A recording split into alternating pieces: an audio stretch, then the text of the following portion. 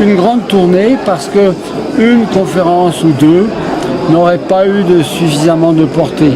Il fallait qu'on ait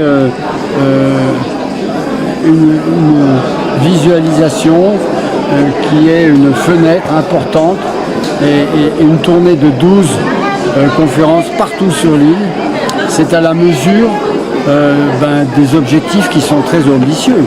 Parce que changer complètement l'agriculture pour faire sortir les intrants chimiques et les pesticides, c'est quand même particulièrement ambitieux.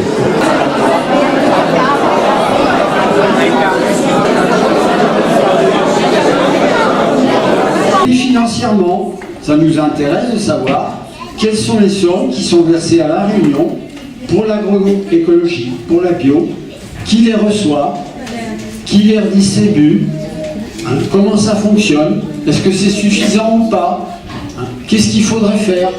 Il y a tout ce travail à mettre en œuvre. Pour aller du point A au point B, c'est un travail à faire ensemble, avec les associations, avec les agriculteurs, avec les pouvoirs publics, même s'il faut un peu les traîner au début.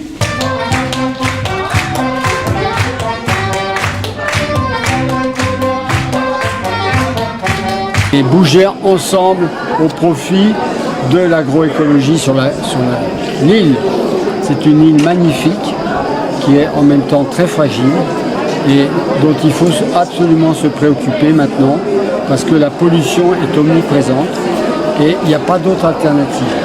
Donc il était urgent qu'on se mette en mouvement et il me semblait que le contexte y était très favorable. D'abord parce qu'il y a des élections politiques. Donc ça fait se rencontrer beaucoup de gens. On peut aborder des sujets qui sont habituellement inaudibles, notamment l'agriculture et l'alimentation. Pour la première fois, on constate qu'il y a 2 ou 3 candidats qui ont mis l'agroécologie dans leur programme. Je crois qu'ils le font d'une façon sincère. Donc ça, c'est quand même nouveau.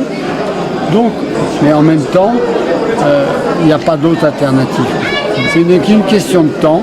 Alors, si ce n'est qu'une question de temps, alors faisons-le au plus vite parce qu'on va éviter beaucoup de souffrances, beaucoup de dégâts supplémentaires et finalement tout le monde sera gagnant puisque tout le monde est d'accord.